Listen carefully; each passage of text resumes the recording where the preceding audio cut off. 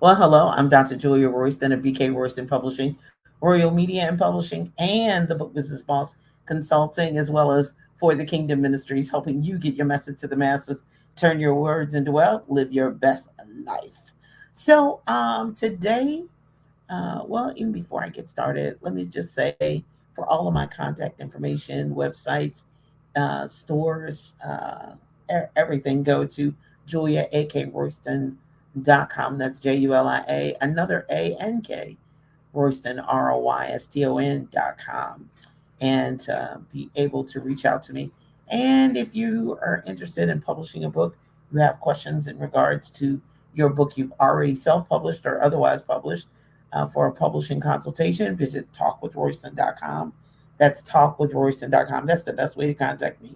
Even if you have my phone number, be sure if you need to schedule a consultation, go to talkwithroyston.com. So, today, in honor of not only just going back to school, but something that we should do all the time, study. And the topic is study to know, learn, grow, and soar.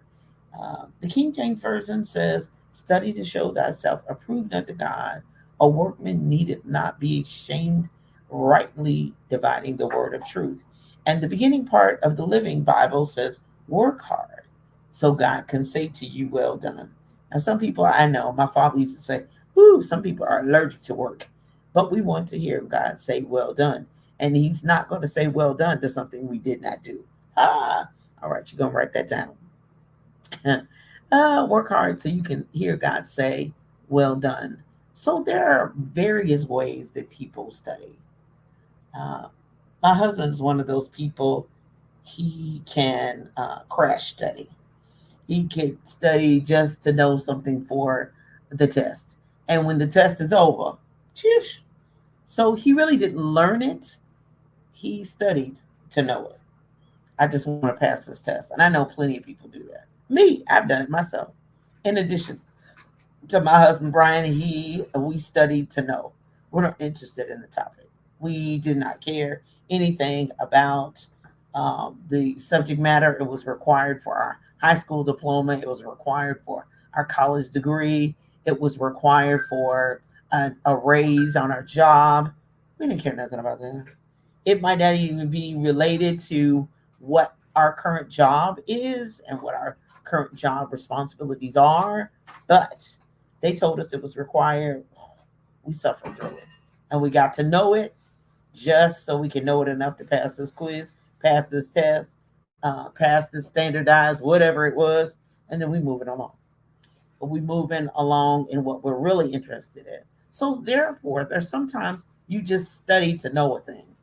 You just look it up. You ask Uncle Google so you do know it, so that you can be an informed person, not only on your job but in life.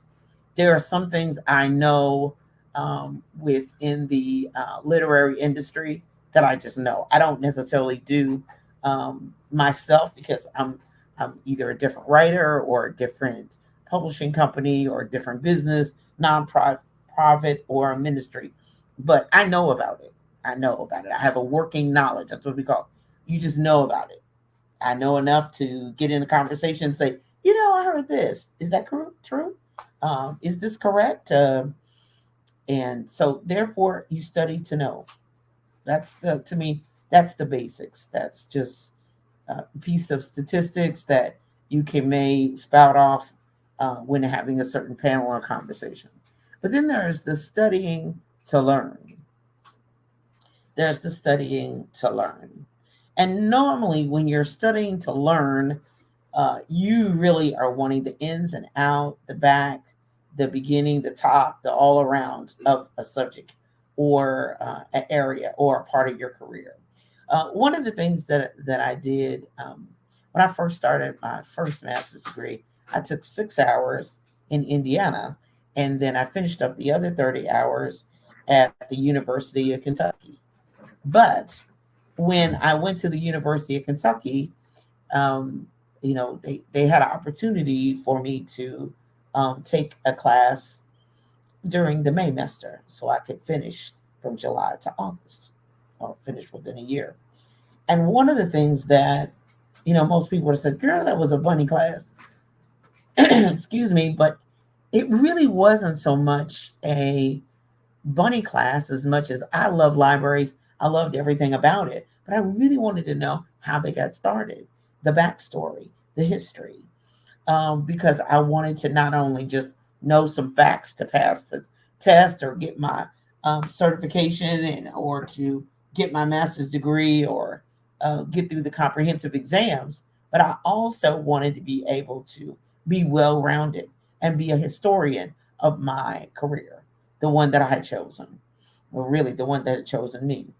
So there's some things when I took the history of libraries, I learned a lot about libraries that I didn't even know, the historical background. I didn't realize that most librarians were men at first. The women took over much later after Mr. Dewey said, "You know who's good at doing repetitious tasks over and over and over again? Women do that. They wash dishes over and over again." Yeah, did you know that? Didn't know that. Also knew that most libraries were in your house to begin because, in slavery times, um, you weren't, African Americans were not able to read or anything like that. So you studied for certain degrees. Sometimes you didn't even go to actual school or higher education. You had a home library. You were wealthy enough to actually purchase books and have them in your house. So it's those kinds of things when you're studying to really learn. You want to be a student. You don't just study to know. Oh, good. Passed that spelling test in first grade, and I'm good. I got them words. Now, I don't know whether I can remember how to spell them, but I passed the test on Friday. Or you want to study to learn, to be an all around student, to be, you know, well rounded in what you're actually learning it. You're comprehending it. You're taking it in. You're digesting it. You're not only digesting it, but you can regurgitate it out to other people, but you apply it. And that's what the next phase is when you're studying to grow. You're studying to grow. You have a certain level of expertise, but you know there's a hole. There is a gap in what you know. There is something that you may have to pay for. You may have to get a coach for. You may have to get a mentor for. You may have to do something else so that you can close that gap, because you can't grow unless you know this certain thing, unless you could do this certain thing, unless you can take the expertise and then add something else with it. So there is some studying that you have to do to actually grow. And most of the time, when you're studying to grow, it's going to cost you. When you went to college, it cost you. Junior college cost you. Graduate school costs you. It's going to cost you something to grow. Now, some of you say, well, I'm not really trying to go to college. I want to learn a certain thing about ABC, XYZ, but I want to be able to scale like I've seen people online do. I want to be on that level that this coach or that, lifestyle coach or whatever, I need that certification so I can take my coaching business to the next level. I'm good on this level, but to go to the next level, I really need more. So therefore, it's going to cost you. Sometimes it's going to cost you your time. Sometimes it's going to cost you your effort. Sometimes it's just going to cost you. And sometimes it's not just about the money. It's realizing what the gap is. Because if you don't know you have a weakness, if you don't know there is a gap, there is a problem, there is a ceiling that you've reached and you want to go beyond that ceiling, you won't grow. You won't go. If you're not willing to sacrifice your ego to ask somebody or pay somebody or work with somebody or humble yourself enough to be able to know, okay, because we can't, what's the saying? We can't fix what we can't face. I'll say that again. We can't fix what we can't face. Just like I tell authors, I can't publish what you haven't written unless you want to pay me as a ghostwriter. Then it's going to cost you more. But we can't fix what we can't face. We can't do it. So to grow is really going to, it's going to cost you something. The seed in the ground, it costs. The seed being above ground, it's got to be in the dark. It's got to be watered. It's got to be pruned. It's got to be cut. It's got to work its way up through the dirt. It's going to cost you something. And it's not always, that cost is not always money. So study to show yourself approved so God can say, well done. It's whatsoever a man doeth that shall prosper. Not just talking about it, not even just studying about it. You've got to do some things. There's some things you have to remove, some people, places, things. You got to realign yourself. I would not be here if it weren't for God. And of course, the person I'm married to, Brian Royston, and then the changes I was willing to make in my life. God gave me step by step directions, and that I had to do this next and then do that next. If I hadn't done it, I would not be in the place that I'm in now. Yeah, it's just it, bottom line. To grow, I had to be pruned. I had to be set aside. I had to be in the apostolic church. We say sanctified. That all that means is set aside, set apart for the master's use. It doesn't necessarily mean how long your skirt is to be sanctified, but it means to be set apart for God's use. Another message for another time. But and then finally, you have to study to soar. You have to study to soar. You got to watch eagles. You got to watch people that are moving like eagles. Now, the other thing is you can watch people who soar, and watch people who are going for it, but you also have to try the spirit by the spirit. You have to ask God, is this someone I need to even learn from? Is it anyone that I really need to connect to? In this day and time, we've been taught about it. We're going to be deceived and being deceived. So therefore, it's going to take God to rightly divide and discern and determine where you need to be and where you don't need to be. And sometimes it's not necessarily that they're evil or bad. It's just that's not the right person. This is not the right season. And what they teach you will not help you. It's not that they're evil. It's not all about that. Some people are. That's over there. But then there's some people that are still wonderful, that are awesome. But that season that you're supposed to be in to go to the next level, they're not the ones to take you there. Even if they're already there, even if they've gone where you're trying to go. But is that the person that's supposed to pour into you? Is that the person you're supposed to study from? Is that the person you're supposed to be connected to? The system, the avenue, all of that, the process that you're supposed to be associated with. So you want to make sure that you're connected to, especially if you're a spirit-filled person, you need to ask God before you're connected. Now, you can't just say, everybody who says, Lord, Lord, it's not going to necessarily enter in. So everybody who says, oh, yeah, I'm saved, I'm sanctified, oh, yes, I'm a Christian. Okay, you might be a Christian for that group, but you might not be the Christian I was supposed to be associated with. You may be Christ-like, you may be all of that, but you need God to help you discern. So therefore, study so that you're able to really fully soar in the avenue that He would have you to go. So, all right, as the kids we're getting ready to go back to school, so is it time for you to study.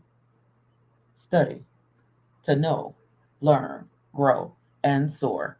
I trust that helps you today, helps you along your way, and it will help you as you study God's word, study the seasons and the times, and fast and pray and seek His face, that it will help you to live your best life. Coming up at 10 a.m. Eastern Standard Time, right there on envision-radio.com, or download the free Envision Radio app, and where there is great music and fantastic programming 24/7. Then coming up at 11 a.m. Eastern Standard Time is the Spike Davis and Friends show.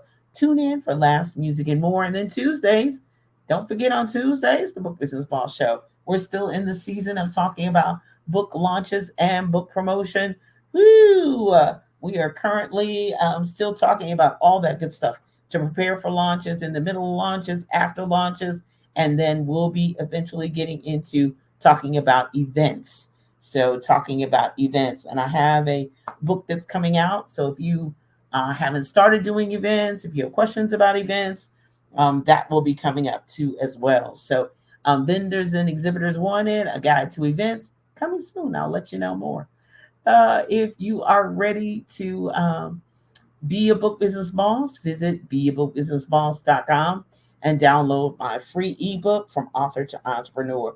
More than anything else, being a book business boss is really about mindset. It's really about preparing yourself, your life, your family, your surroundings for being a book business boss. It doesn't happen overnight.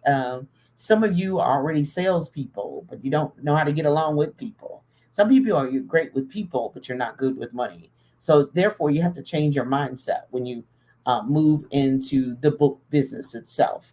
And so reach out and go to beabookbusinessboss.com, download from author to entrepreneur, and get the information that you need. Change your mindset, change your life, change your business. Let's make it happen. I am super excited that the Book Business Boss panel number 3 is coming up August 13th. That's August 13th at 7 p.m. Eastern Standard Time. The Coach's Coach, how to build, sustain, and expand a tribe.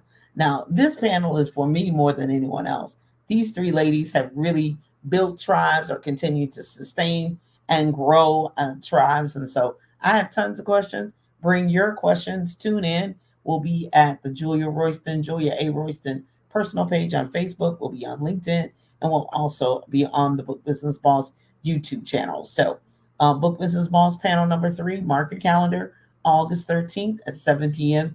Eastern Standard Time. The Coach's Coach, build, sustain, expand a tribe. Again, if you need information, you want to have a conversation in regards to publishing your book, visit talkwithroyston.com, talkwithroyston.com. I'm Dr. Julia Royston, always praying today, tomorrow, and always that you live your best life. Be a book business boss. Get your message to the masses. Turn your words into wealth. I love you all and appreciate all that you all have been doing and supporting, and all the places I've been. Thank you to Baltimore, Maryland, at Pentecostal Assemblies of the World convention. Thank you so much for all that you did then, and just family and friends throughout, and those of you who've been sending people my way. I appreciate it. Thank you so much. Always want to tell you how much I thank you and appreciate you listening to us every Sunday morning. This is, oh, what is this? This is year 4. This is year 4. We're heading into year 5. Sunday mornings at 9:30 a.m. Eastern Standard Time. Sometimes I'm pre-recording. Sometimes I'm live in the big black chair. But I want to bring you what thus saith the Lord so that you can live your best life and have a great week. Be blessed. Talk to you soon. Bye-bye.